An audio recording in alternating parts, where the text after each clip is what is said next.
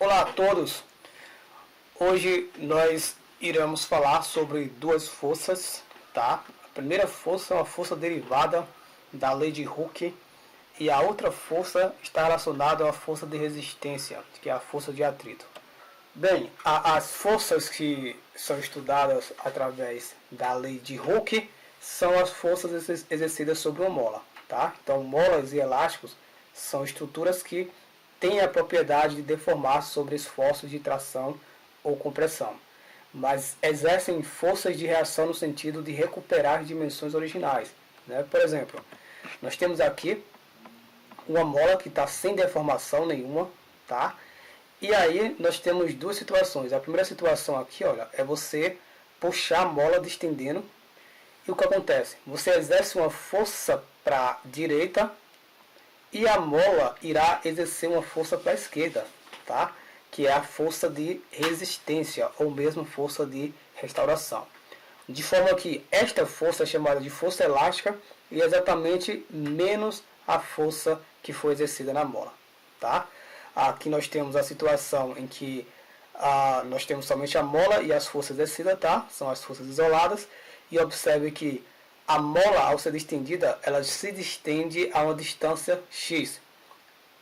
Esse valor x é o que nós chamamos de deformação da mola, ok? Bem, da mesma forma, né, a gente pode também comprimir a mola. Nós comprimimos a mola a partir de uma distensão x, tá? Exercendo uma força para a esquerda agora, e a mola exerce também uma resistência dada por menos F, ok? Observe que nos casos em que a mola é deformada, aparece sobre ela uma força contrária ao sentido da deformação. E a essa força nós chamamos de restituição, tá? É a força de restituição. Pois bem, a expressão utilizada para calcular a força em uma mola, que é derivada justamente da lei de Hooke, é dada por força igual a K vezes X, onde K é a constante da mola e X, como eu já falei, é a deformação da mola. Bem, então vamos fazer um exemplo rápido, tá? Neste exemplo é dito o seguinte: um corpo em equilíbrio está pendurado na extremidade de uma mola ideal de massa desprezível, como mostra a figura. A massa do corpo é de 6 kg e a constante elástica da mola de 200 N por metro. Considerando G igual a 10 metros por segundo quadrado, calcula a deformação da mola. Aqui nós temos o peso para baixo, tá? A força peso, e aqui nós temos F, que é a força de deformação. Se o sistema está em equilíbrio, então a força F, tá? A força de restituição F é igual à força peso. Então, nesse caso, como F é igual a K vezes X e P é igual a M vezes G, estou substituindo aqui, ó, F por K vezes X e P por M vezes G. O programa diz que K é 200, então eu vou substituir K por 200, que é a constante elástica da mola, vezes X, que é o valor que eu quero encontrar, a deformação, igual a 6, que é a massa, tá? Massa 6 e 10, que é a gravidade. 6 vezes 10 dá 60, e então, como eu tenho 200 multiplicando x, eu vou pegar 60 e dividir por 200. 60 dividido por 200 dá igual a 0,3 metro, ok?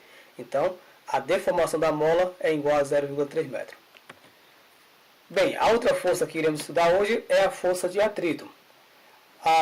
Vocês já devem ter percebido, né, em alguma experiência, em alguma situação, que é mais fácil você caminhar em um piso em que existe rugosidade do que em um piso liso, tá? Se você, por exemplo, joga água sobre uma cerâmica, aquele piso irá ficar muito liso, tá?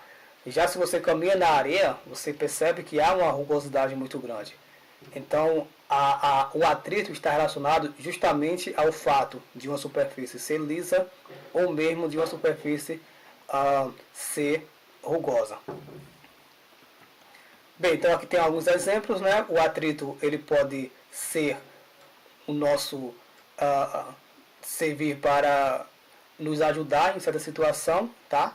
E também ele pode até tornar-se inimigo nosso, tá? No caso de um piso molhado, o atrito acaba sendo tão pequeno, na verdade, que a pessoa que caminha sobre o piso molhado possui grande risco de escorregar e cair. Ok? Bem, então atrito é a força de resistência ao movimento relativo ou à iminência de movimento entre duas superfícies em contato. Existem dois tipos de atrito, tá? Atrito dinâmico ou cinético, quando há movimento relativo entre as superfícies, e estático, quando as superfícies não estão em movimento relativo. A expressão que nós usamos para calcular o atrito é igual a esta letrinha, que a gente chama de μ, vezes a força normal. Força normal, nós estudamos anteriormente, força normal é massa vezes a gravidade, vezes, se por acaso o objeto, um bloco, por exemplo, está numa superfície horizontal, então a força normal vai ser exatamente isso, tá? Vai ser exatamente a massa vezes a gravidade. E se tiver numa superfície inclinada, nós iremos ver que a força normal ela estará direcionada por um certo ângulo. Ok? Nós vimos isso na aula passada. Pois bem, então, μ é a constante de proporcionalidade, que é chamada de coeficiente de atrito. Bem, então vamos resolver um exercício rapidinho, tá? Que diz o seguinte: no esquema ao lado, os blocos A e B têm massas respectivamente iguais a 5 kg e 6 kg, e a polia e o fio são ideais. Se o bloco B estiver descendo em movimento uniforme, com aceleração gravitacional G igual a 10 metros por segundo quadrado, calcule.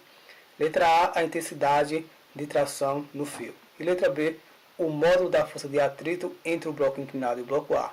São dados com arredondamento, né, seno de 37 graus, que é igual a 0,6, e cosseno de 37 graus, que é igual a 0,8.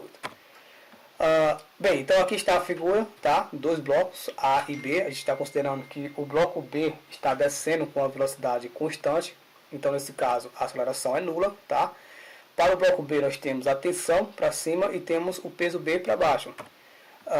O peso B é igual a massa B vezes gravidade, tá? E a tensão está para cima, como a velocidade é constante, tá? Então, tensão é igual ao peso B.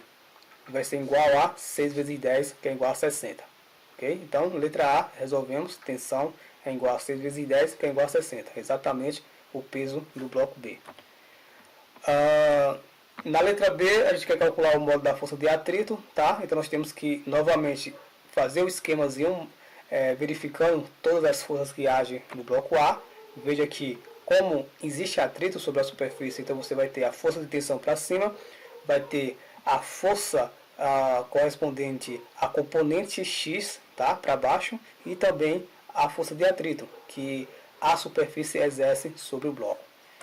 Bem, a força T, tá, é a massa A vezes a gravidade vezes o seno do ângulo, que no caso é 37 graus, seno de 37 graus é 0,6, então nós temos massa A é 5, gravidade é 10 vezes 0,6, resultado igual a 30, tá?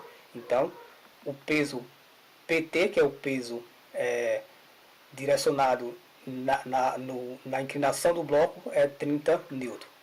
Tá? Bem, então vamos calcular agora quem é a força de atrito. A força de atrito, ela é igual, a força de atrito é igual a T, tá? Que é a tensão, menos PT. T eu encontrei que é 60 e PT é 30. Então a força de atrito vai ser igual a 60 menos 30. Força de atrito vai ser igual a 30 N. Ok? Então essa foi a aula de hoje. Na próxima aula nós poderemos fazer mais alguns exercícios ou daremos início a um outro assunto.